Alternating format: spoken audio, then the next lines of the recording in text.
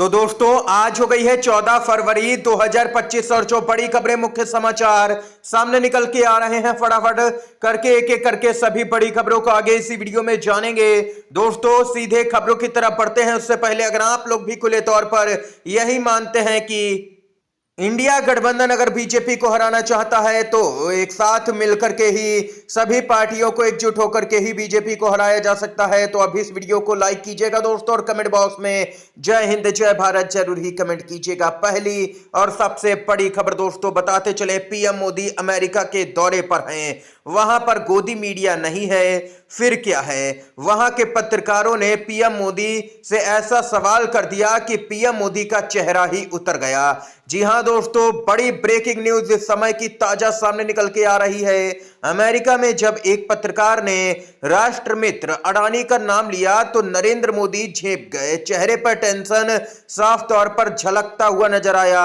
इस सवाल का जो घुमावदार जवाब दिया है वो आप लोगों के लिए सुनना बेहद ही जरूरी है। अडानी पर सवाल, रिपोर्टर ने पूछा, गौतम अडानी के केस पर कोई चर्चा हुई? प्रधानमंत्री मोदी ने कहा कि ऐसे व्यक्तिगत मामलों के लिए दो देश के मुखिया ना मिलते हैं, ना बैठते हैं, ना बात करते हैं। ये यहां पर घुमावदार जवाब दिया है अमेरिका वाले पत्रकार। यहां पर पूरी तरह से दोस्तों देख सकते हैं कि पोल खोलते हुए नजर आए हैं और हमारे यहाँ की एक गोदी मीडिया है जो सवाल पूछती है कि आम चूस करके खाते हैं या काट करके खाते हैं।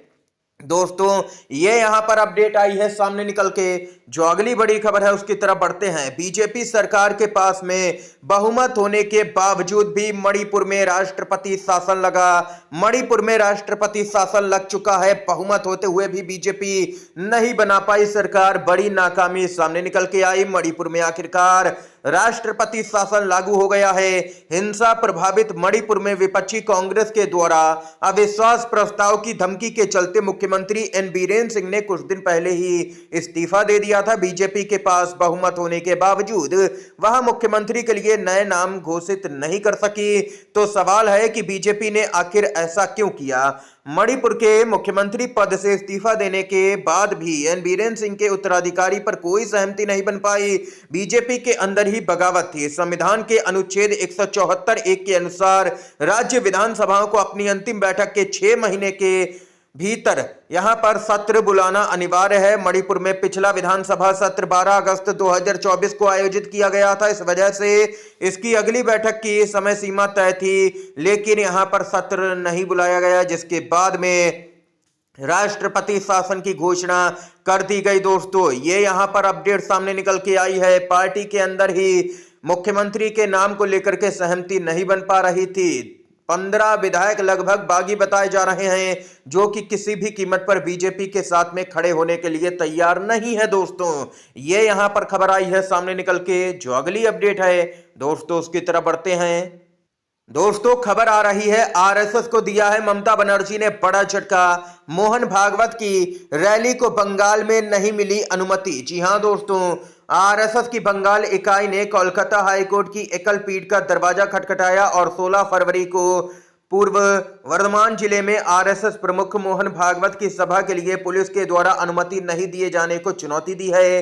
दोस्तों जिला पुलिस ने इस आधार पर अनुमति देने से इनकार कर दिया चूंकि बंगाल माध्यमिक शिक्षा बोर्ड के द्वारा आयोजित माध्यमिक परीक्षाएं 10वीं की चल रही हैं, इसलिए इस दौरान लाउड स्पीकर के इस्तेमाल पर प्रतिबंध है, जिसके कारण यहां पर आरएसएस को सभा की अनुमति नहीं दी गई है। ये यहां पर अपडेट आई है दोस्तों सामने निकल के। ऐसा लगता है कि भाजपा का एकमात्र इलाज मौजूदा समय में ममता बनर्जी ही कर पा रही हैं, बीजेपी और उसके संगठनों का। दोस्तों ये यहां पर अपडेट आई है सामने। इसके साथ ही जो अगली बड़ी खबर आ रही है बताते चलें आप लोगों को। दिल्ली में बीजेपी की सरकार बनने के बाद सुप्रीम कोर्ट की बड़ी फटकार। इसका मतलब यह नहीं कि दिल्ली में बीजेपी की सरकार बनने के बाद सुप्रीम कोर्ट ने बड़ी बात कही। सुप्रीम कोर्ट ने कहा कि राष्ट्रीय राजधानी में सत्ता परिवर्तन के साथ केंद्र और दिल्ली सरकार के बीच खींचतान भले ही खत्म हो गई हो, लेकिन इसका मतलब यह नहीं है कि वे वायु प्रदूषण संकट को हल करने में सक्रिय भूमिका निभाएगी। न्यायमूर्ति अभय एस ओका और न्यायमूर्ति उज्जवल भुइयां की पीठ इस मामले पर सुनवाई कर रही थी। दोस्तों वायु प्रदूषण के मामले पर दिल्ली में लगातार वायु प्रदूषण खराब रहता है और यहां पर जिस मुद्दे पर सुप्रीम कोर्ट भी कड़ी नाराजगी जताता रहता है, अब देखना ये होगा कि भाजपा सरकार क्या कुछ करती है। दोस्तों, इसके साथ ही जो अगली अपडेट है उसकी तरफ बढ़ते हैं। खबर आ रही है सामने, 18 फरवरी को राजीव कुमार, जो कि मुख्य चुनाव आयुक्त हैं, रिटायर होने जा रहे हैं। इससे पहले ही यूपी में सपा के नेता ने चुनाव आयोग का पुतला फूंका। अखिलेश यादव लगातार बेईमानी करवाने का आरोप लगा रहे हैं चुनाव आयोग पर। संसद में तो अखिलेश यादव ने कफन तक भेज दिया था चुनाव आयोग को।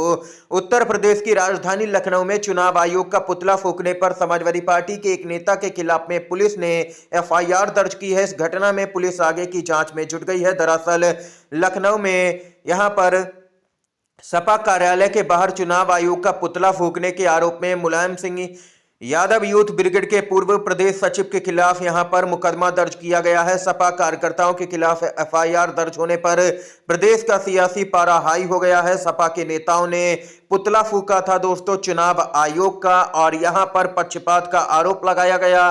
कुल मिलाकर के कहा जाए तो चुनाव आयोग की देश भर में लगातार फजीयत हो रही है दोस्तों। जो चुनाव आयोग की कार्यप्रणाली है, जिस तरीके से चुनाव आयोग देश का काम कर रहा है, उसके बाद में यहां पर चुनाव आयोग की विश्वसनीयता और निष्पक्षता पर कई गंभीर सवाल खड़े हो चुके हैं। इस सबके बीच में दोस्तों एक और बड़ी खबर की तरफ बढ़ते हैं। सुप्रीम कोर्ट देगा मोदी सरकार और चुनाव आयोग को एक साथ बड़ा झटका क्या? जी हां दोस्तों, बताते चलें, मुख्य चुनाव आयुक्त और चुनाव आयुक्तों की नियुक्ति को चुनौती देने वाली याचिकाओं पर सुप्रीम कोर्ट 19 फरवरी को सुनवाई करेगा।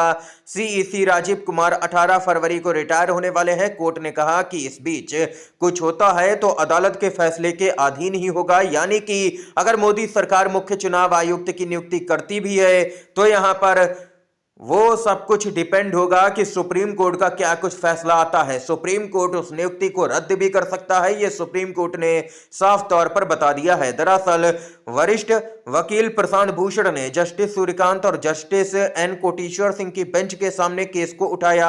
उन्होंने कहा कि इस केस पर 12 फरवरी को सुनवाई होनी थी, लेकिन वो लिस्ट नहीं हो रहा है। सीईसी राजीव कुमार 18 फरवरी को रिटायर हो रहे हैं। ऐसे में सुप्रीम कोर्ट इस पर सुनवाई करे, क्योंकि सरकार नए सीईसी की नियुक्ति कर सकती है। इस पर जस्टिस सूर्यकांत ने कहा कि अदालत के फैसले के परिणाम अवश्य भावी रूप से आएंगे, भले ही इस बीच कुछ हुआ हो, इसलिए चिंता की कोई भी बात नहीं है। हमारा आदेश जो भी आएगा वही माना जाएगा, किसी का कुछ भी आदेश नहीं माना जाएगा, कोई फैसला नहीं माना जाएगा, ये सुप्रीम कोर्ट ने साफ तौर पर कहा दोस्तों। इसके साथ ही एक और अपडेट की तरफ चलते हैं। इंडिया हीट लैब की रिपोर्ट के अनुसार 2024 में नफरत भरे भाषणों की घटनाएं तेजी से बढ़ी हैं। कुल 462 ऐसे भाषण राजनेताओं के द्वारा दिए गए, जिनमें से 452 भाजपा नेताओं से जुड़े थे अकेले। 2023 में यह संख्या सिर्फ 100 थी, जिससे यह साफ होता है कि एक साल में इनकी संख्या 352% तक बढ़ी है। बीजेपी के नेता लगातार एक के बाद एक नफरत भरे भाषण दे रहे हैं। ये यहां पर रिपोर्ट के माध्यम से बड़ा खुलासा हुआ दोस्तों। इस समय की तमाम बड़ी खबरें थी, मुख्य समाचार थे दोस्तों, जो हमने आप तक पहुंचाए इस वीडियो के माध्यम से। दोस्तों, वीडियो अगर आप लोगों को पसंद आया हो तो लाइक कीजिएगा, इन खबरों को शेयर कीजिएगा अपने दोस्तों में, और चैनल पर अगर आप लोग नए हैं तो चैनल को जरूर ही सब्सक्राइब कीजिएगा। वीडियो देखने के लिए दोस्तों आप सभी का बहुत बहुत धन्यवाद। जय हिंद, जय भारत।